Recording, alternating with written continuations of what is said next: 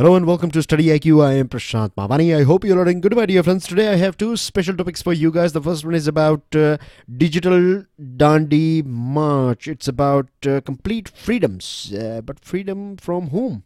And the second one is customs, right? We are going to talk about customs. But before that, I would like to inform all of you that our pen drive and tablet courses, which are designed by best faculties of our country, are available on flat 60% discount. A big Christmas sale is going on.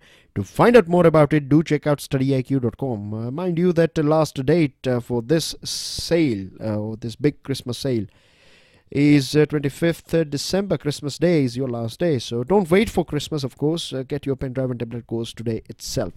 Now, let's talk about this Digital Dandi March. Purna Swaraj. What do you understand by Purna Swaraj? Purna Swaraj is not just about two words, right? Purna Swaraj is an idea, and it was about at that point of time when we were under foreign rule. At that point of time, we demanded for complete freedom, right? Which is of course our right as well. So Purna Swaraj was this demand for complete freedom from foreign rule during the struggle for independence. At that point of time, we were living in colonial age. Today, we are living in digital age. And when we talk about digital age, then Purna Swaraj is relevant. Complete freedom is relevant even today. You'd be thinking, why or why it is necessary? Yes, we are going to address this why as well. Now, digital age, right? Look at the big names. Apple, Microsoft, Google, Facebook, Amazon. All these companies are from USA. They are dominating this digital world. I must tell you that yes, digitization or this digital age has made our life a bit easier. This ease of living has improved, of course. This digital age has brought with it efficiency as well, a good governance too, no doubt. But there are a few things that we need to fix, right? We need freedom when we talk about, or when we are on digital platform. At present as well, we are on digital platform, right? You and I are interacting with the help of YouTube or this digital education platform. So, and it's expanding. Look at in e-health, in governance, everywhere we find digitization is expanding. So we have this fear of Chinese companies as well, like tough cutthroat competition that is going on between USA and China. So now Chinese companies are also entering into this sector, so that's going to add a bit more challenges.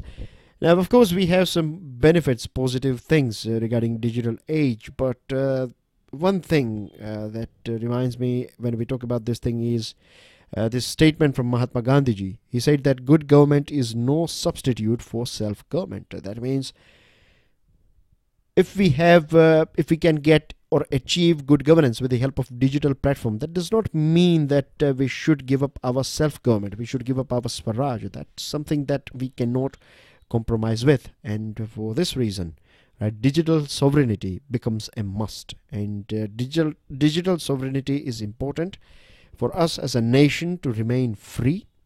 B, to make sure our companies are globally competitive. For that as well, we need the digital sovereignty. And third thing is for the security of our citizens.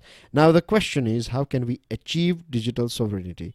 There's only one way, and that way is, or that thing is, data localization. For digital sovereignty, data localization is a must. And what data localization means is mandatory physical storage of data that is generated in our country, data of our companies, data of our citizens should be saved, should be stored within the physical boundary of our country. That's what data localization is all about. Now the thing is, data localization protects India and Indians against three distinct threats, right? There are three things we get protection from if we have this data localization. So first of all, I'm sure you'd be aware about this thing that we have this big lines, this big thick cables that are submarine, set of lines in shallow international waters from where we get this internet. So someone can temper this line, someone can destroy these lines, and once they are destroyed, right, then we will, this internet connection will be gone. So physical damage to this thing can also compromise or can create problems. Second thing is in our network security. International networks are outside our control. They are in USA and we don't have any sort of control over them. So there are high chances that this network security can be compromised with. And the third one is systematic compromise of Indian government or maybe corporate or civic and citizen data. Remember this PRISMA program that was brought out, means it was a program of USA government and CIA, Central Investigation Agency, used to run this secret program. They were collecting data from around the world, India included, and this was brought out by Edward Snowden. Is the man who informed the world about this nefarious activity of USA. So systematic compromise. So if we want to protect ourselves from these three threats, then we need data localization. Now, do you know that in USA they have this act called Foreign Intelligence Surveillance Act? Section 702 of this act allows this USA, the government, as well as it, these companies, these big names, these 5 big names that we have talked about, like Facebook, Amazon, they are legally, obliged to share data of Indian nationals, or not just Indian national, but non-US nationals, whenever it is required by the government of USA for intelligence purpose. So practically speaking, right, nothing is safe. Everything is, just stones throw away from USA government. Chinese surveillance processes are even more extensive and opaque. So as we know that in recent past, Supreme Court, said this, or Supreme Court's verdict on this privacy and fundamental right. Privacy is part of our fundamental right, and it's in our hand. If we want to share a data with other person or a party, then it is on us. They cannot steal it away from us. And the way things are going on, if we analyze this thing, then clearly it is illegal as per the Indian Constitution, because our data is being collected by all these big names and they have been shared as well. Now, local data storage is central to ensuring the sanctity of Indian Constitution as well as safeguarding our critical assets. And to enforce our Constitution and laws, we need data localization. Now, this does not mean that once we have localization of data, of course, government is going to use this thing, but this we can set up rules and regulations, and if someone is breaching it, then we can have punishments and things like that. So we cannot always give this excuse that our country will turn into a surveillance state. No, we need to keep fine checks and balances, and then it's fine, right? If we have this thing with appropriate safeguards, localization of data is both necessary as well as it is an achievable thing too. So that's everything regarding this digital Dandi March. Now let's talk about some news items, and then we will talk about this cargo thing, or this customs topic. Vice President was addressing a gathering of CPR camp, and he said that every citizen of country must be capable of saving others in times of life-threatening distress. He urged the teaching community to inculcate the values of care, empathy, compassion among students from schooling, from schooling level, to make them responsible citizens. And he also said that 4,280 per 1 lakh population in India suffers it in comparison, this sort of all of the sudden cardiac arrest and things like that. And in USA it is 6,251 persons. So he stressed the need to bringing law to make this CPR training compulsory in schools, so that one can help the fellow human beings in case of sudden cardiac arrest. He also talked about this cardiac arrest, and he talked about health and other things, but here is just one concept, one idea, and I think this is doable, and we should do it as well, because if we know basic things about first aid, then we can save so many lives, right? And this is something that should be, it can help us as well. You never know when we need this thing for our loved ones. So if this training is provided, and if there are proper drills and periodic drills are conducted, then it will create a sort of I would say health awareness as well in our young population. So this is, of course, this is a very good idea, and you can also discuss about this thing whenever you're talking about public health.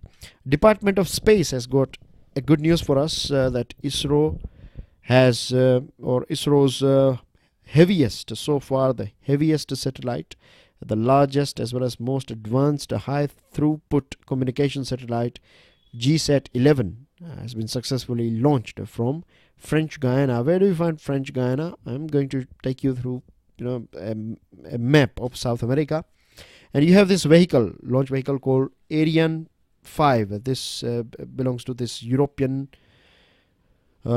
Space Agency. So we have used this Ariane 5, and with the help of this thing we have launched our GSET 11. GSET 11 is going to be very important for us. Let me add some more details. See, the thing is, this is a very unique satellite, so keep this thing in mind. Information associated with GSET, because you can expect a question as MCQ in your prelims examination. Now, GSET was launched in this geosynchronous transfer orbit. The weight of this satellite is 5,854 kilo. It is capable of providing high data rate connectivity. Ku band is 32 beams, and Ka band is 8 hub beams. GSET will boost broadband connectivity to rural as well as inaccessible gram panchayats in the country, coming under BharatNet project, which is part of Digital India program. The BharatNet project aims to enhance the public welfare schemes like e-banking, e-health, e-governance, and among other things. Now, first of all, let's locate French Guiana. So here is you can see the map of South American continent, and here you find this country, French Guiana, and this is in news because of Peru. So Peru is a country again in South America, and can you give me the name of this name of the capital of Peru? Stick your answer in the comment section, and also give me the capital of this French Guiana. 80th session of Policy Commission meeting of this World Customs Organization was held in our country. Government of India and Government of Peru have signed an agreement on cooperation of mutual assistance in customs matter. Don't worry, this is not the custom topic that I was talking about. We are going to specifically talk about Indian customs, right? The changes that are made by Indian government, and what are other changes that we need. This is just a small update regarding India and Peru. And Peru is a very important country. Our Vice President was there in last year, if I'm not wrong. Our Vice President was there, or earlier this year.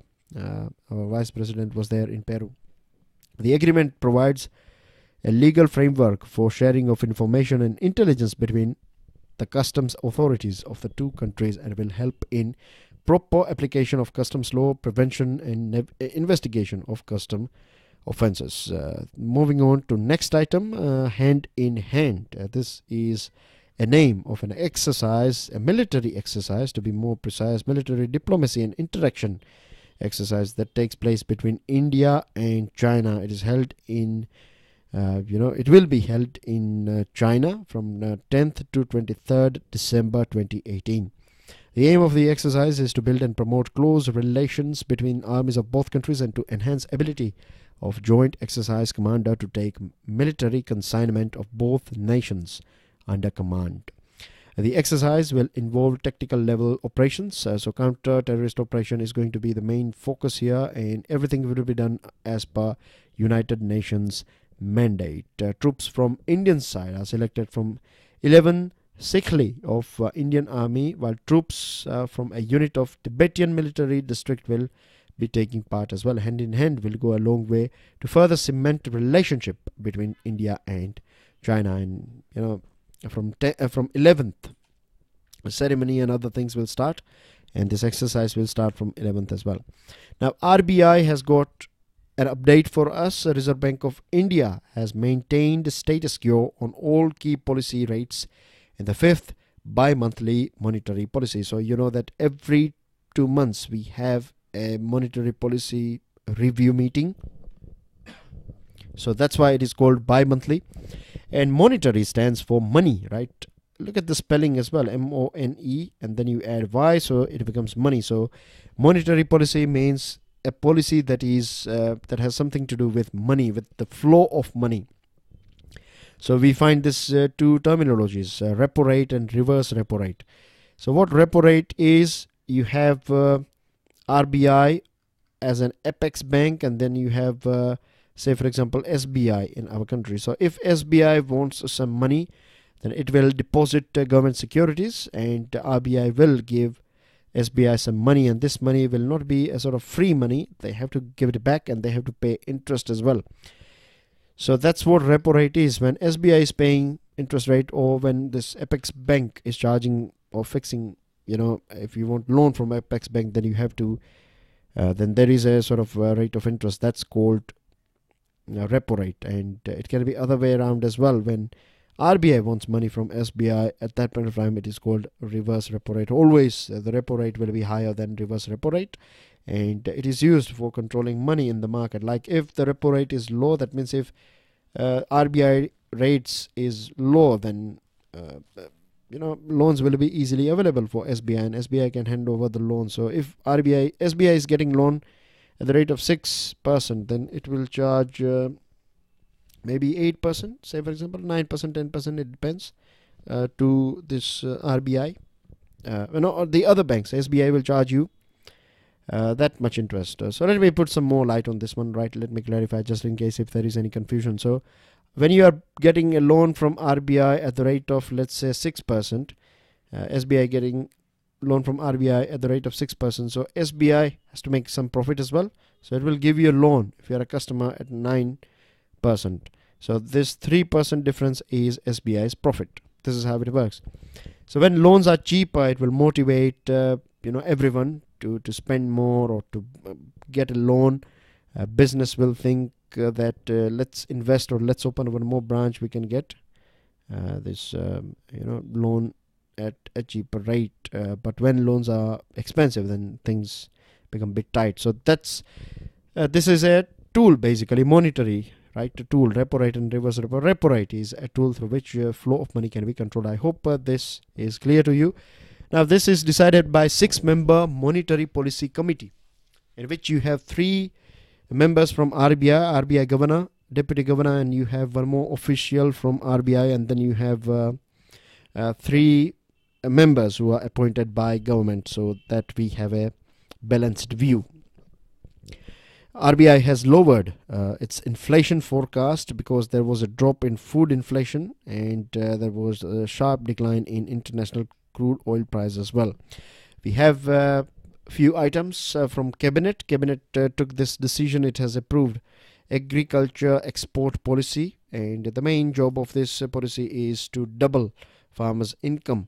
And this agriculture export policy will remove export curbs on most organic and processed food, so that they can be easily, you can export them. Farmers can export these items whenever they are in demand in international market.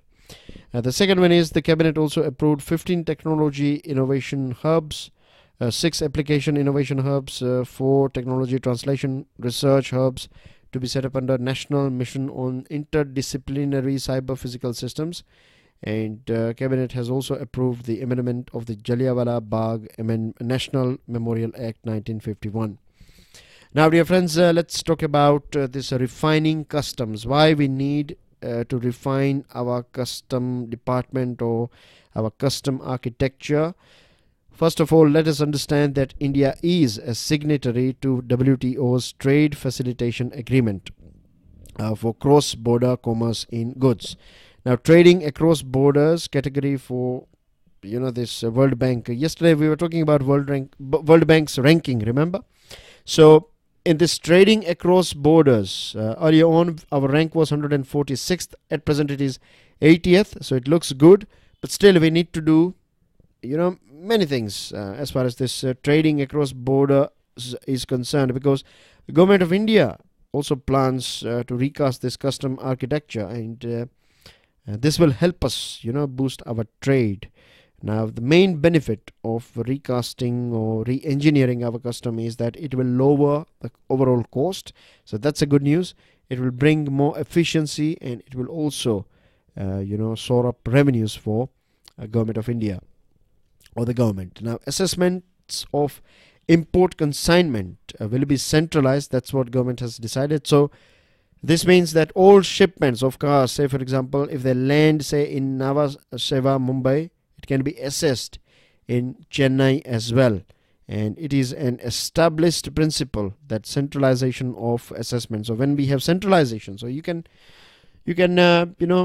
this consignment can be assessed anywhere in our country once we have this centralized assessment. So it will bring more efficiency, it will improve efficiency, and it will reduce this disputes over product categorization. So this will result in more revenue for government, because this revenue losses will go down.